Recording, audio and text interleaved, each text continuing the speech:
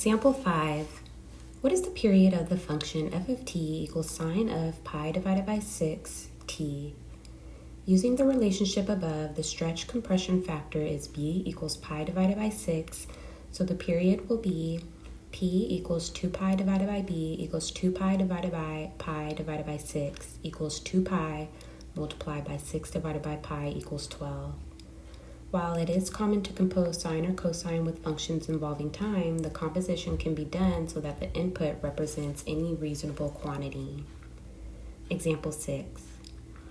A bicycle wheel with radius 14 inches has the bottommost point on the wheel marked in red. The wheel then begins rolling down the street. Write a formula for the height above ground of the red point after the bicycle has traveled x inches. The height of the point begins at the lowest value 0, increases to the highest value of 28 inches, and continues to oscillate above and below a center height of 14 inches. In terms of the angle of rotation, theta, h of theta equals negative 14 cosine of theta plus 14. In this case, x is representing a linear distance the wheel has traveled, corresponding to an arc length along the circle.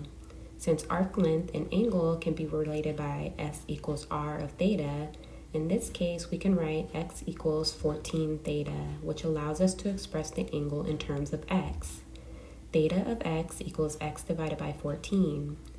Composing this with our cosine-based function from above, h of x equals h of theta of x equals negative 14 cosine of x divided by 14 plus 14 equals negative 14 cosine of 1 divided by 14x plus 14.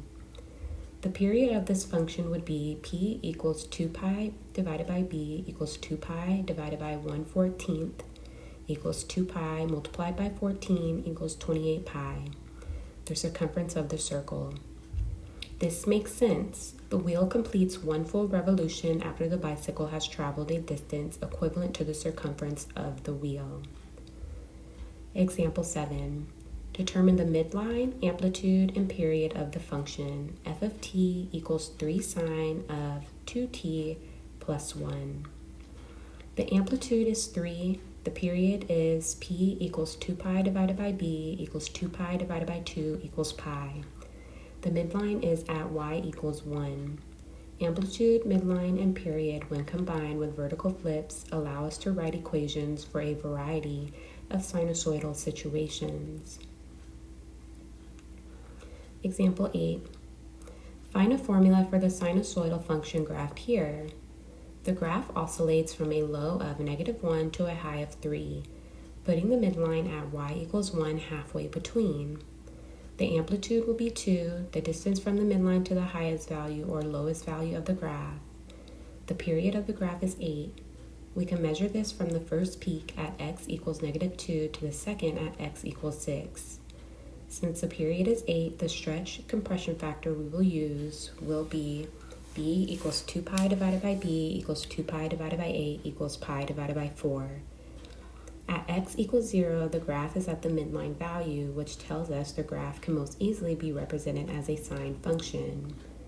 Since the graph then decreases, this must be a vertical reflection of the sine function. Putting this all together, f of t equals negative 2 sine of pi divided by 4t plus 1. With these transformations, we are ready to answer the Ferris wheel problem from the beginning of the section. Example 9. The London Eye is a huge Ferris wheel in London, England, which completes one rotation every 30 minutes. The diameter of the wheel is 120 minutes, but the passenger capsules sit outside the wheel. Suppose the diameter at the capsules is 130 meters and the riders board from a platform 5 meters above the ground. Express a rider's height above ground as a function of time in minutes. It can often help to sketch a graph of the situation before trying to find the equation. With a diameter of 130 meters, the wheel has a radius of 65 meters. The height will oscillate with amplitude of 65 meters above and below the center. Passengers board 5 meters above ground level, so the center of the wheel must be located 65 plus 5 equals 70 meters above ground level. The midline of the oscillation will be at 70 meters. The wheel takes 30 minutes to complete one revolution, so the height will oscillate with period of 30 minutes. Lastly, since the rider boards at the lowest point, the height will start at the smallest value and increase, following the shape of a flipped cosine curve. Putting these together, amplitude 65, midline 70, period 30. So B equals 2 pi divided by 30 equals pi divided by 15. Shape, negative cosine. An equation for the rider's height would be h of t equals negative 65 cosine of pi divided by 15t plus 70. While these transformations are sufficient to represent many situations, occasionally we encounter a sinusoidal function that does not have a vertical intercept at the lowest point, highest point, or midline. In these cases, we need to use horizontal shifts. Since we are combining horizontal shifts with horizontal stretches, we need to be careful. Recall that when the inside of the function is factored, it reveals the horizontal shift. Horizontal shifts of sine and cosine.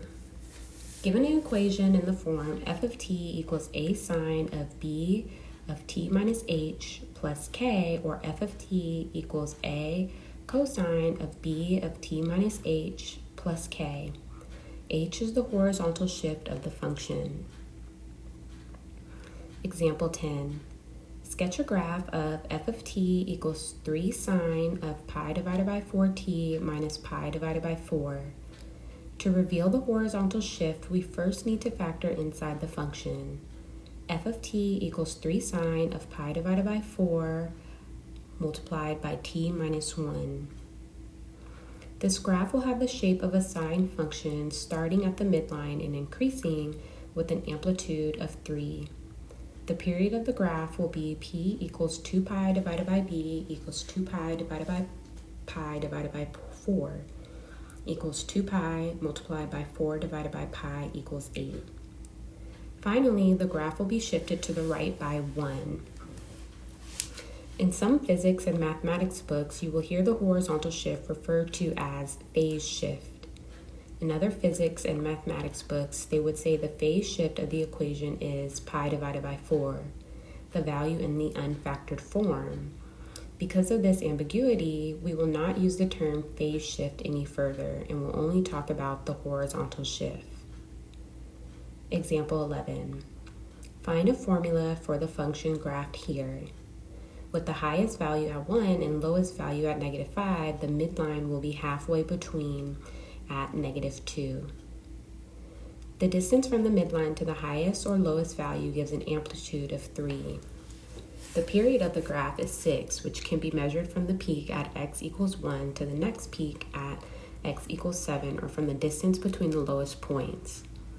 This gives b equals 2 pi divided by p equals 2 pi divided by 6 equals pi divided by 3. For the shape and shift, we have more than one option. We could either write this as a cosine shifted 1 to the right, a negative cosine shifted 2 to the left, a sine shifted half to the left, a negative sine shifted 2.5 to the right. While any of these would be fine, the cosine shifts are easier to work with than the sine shifts in this case because they involve integer values. Writing these, y of x equals 3 cosine of pi divided by 3 multiplied by x minus 1 minus 2, or y of x equals negative 3 cosine of pi divided by 3 multiplied by x plus 2 minus 2. Again, these functions are equivalent, so both yield the same graph.